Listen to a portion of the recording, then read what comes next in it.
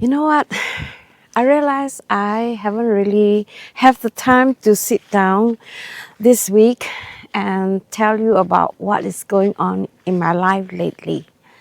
So in this video, I'm going to share with you some of my experience living here after 28 years and what I do during this time of the year.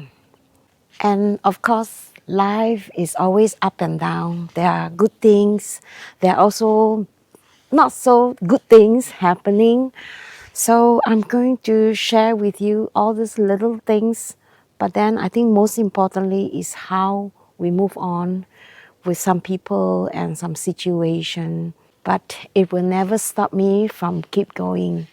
So life is not perfect, but sometimes we have to learn how to deal with things that are not so easy sometimes and how to learn from our mistakes.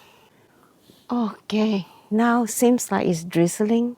Let's go into my little cottage and have a chat there. Let's go.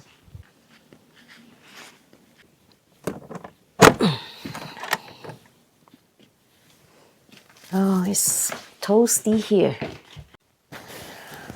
I hope you're getting a cup of tea. I like to start off with the good experience and later we'll go on to the not so good one. Believe it or not, this year I went to a rock concert, which is a free concert in the city of Skellefteå. Music from the 70s, the 80s, which is during my time, which was really, really nice. There's a lot of famous artists, but then this is like a tribute to them. AC/DC, Rolling Stone, Guns N' Roses, so on and so forth. I was surprised when we went there because there was a lot of Gen X there because of the music team. People over 50, they are slower. They really like to enjoy good music, have a couple of beer, and then go home. I think this is more like my kind of event that I would attend. I like music. I work with a company that organize concert like that. So me and LG, we're having really good fun. Rock music reminds me of our earlier days. Another fun thing we did just last week was to celebrate Singapore's 61 or 61st anniversary, our National Day. We went to celebrate at Genevieve's place. Genevieve is a Singaporean. She has a summer house not so far from us. So every year we will gather and we will celebrate this day together. She has her side of a family here in Sweden, and we were invited, me and LG, and also Amalia, which is our neighbor too. So it was really fun to just sit there enjoying the breeze by the sea and catching up with those who live here, and also, meeting new people. I think this is something that has become like our tradition every year during the National Day, which I think was really, really nice experience. I really do enjoy it. I think sometimes it's not a matter of you have to celebrate in a big way. Some simple food, nice company, a group that like to laugh, because I think this group is like really positive. You can joke to them almost about anything. If you have been following my community posts at YouTube, you guys realize that last week or the last few days I have posted up a post about an incident that happened with my girlfriend who wanted to join us for a bike ride. Told her that she could contact some of our follow bikers that might want to take her on the bike to this kind of meeting. So she went there early, just like 1 hour earlier, to check with the people.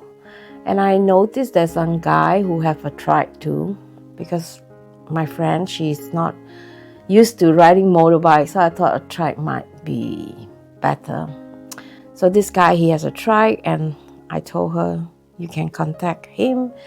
I think most likely he will take you because he seems like a really nice guy.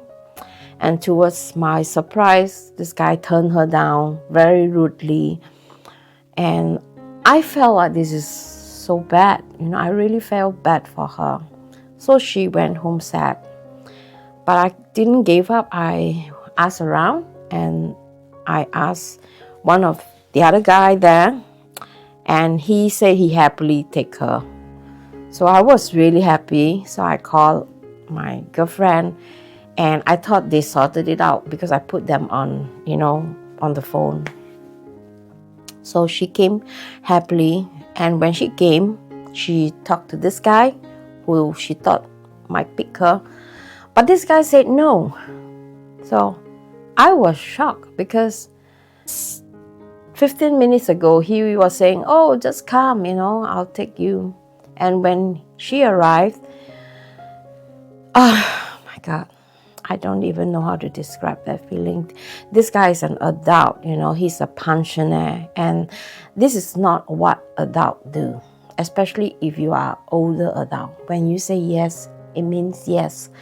So she was obviously very, very sad. She said, oh, I think I need to hide to leave this group. I said, no, you don't do that.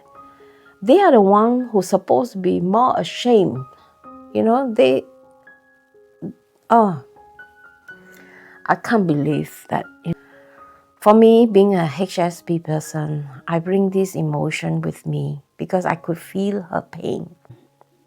It just takes a few hours for me to just know, okay, this is a situation, and what did I learn out of this?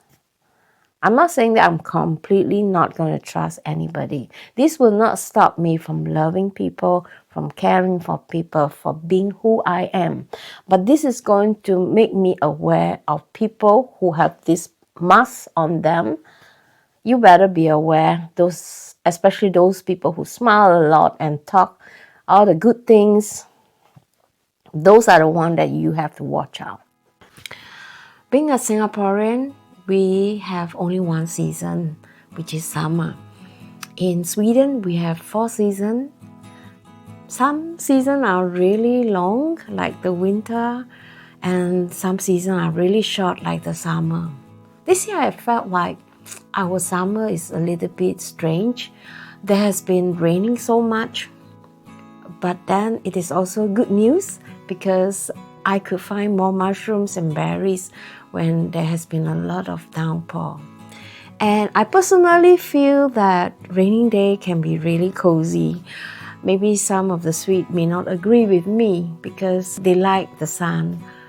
For me, I can live without the sun because I felt like when I was living in Singapore, I had enough with the sun. So for me, I actually prefer a cooler, colder climate. This year, we started foraging already like 3 weeks ago. So I'm really glad because we found quite a lot of mushroom. Me and LG, we've been there for a few times. And for me, it's like a therapy being in the forest. I felt really calm. My concentration is just on the ground. And I think when you are searching for something, you only put your focus on the ground, right? When you are searching. So if you have problem staying focused, maybe starting foraging can be a really good new hobby. I really enjoy being in the forest because we don't have that in Singapore. Our forest or nature is sometimes artificial. If you were to go to the real forest, you will be eaten by mosquito alive. here also in Sweden, but not so much in the autumns. That is why in the autumns is the best time for people like us to explore and pick some free food. Who doesn't want to have free healthy food, right? I don't think I could live in the country without the nature, because I think nature is really calming for me, especially for somebody like me with HSP. When we come back from the forest with baskets of berries and mushrooms, I think that is when you really feel like life is rich. Not rich in the sense that you have plenty of money or you save a lot of money from buying food, but the kind of richness that fills your heart. The fresh air, the silence, and also great company.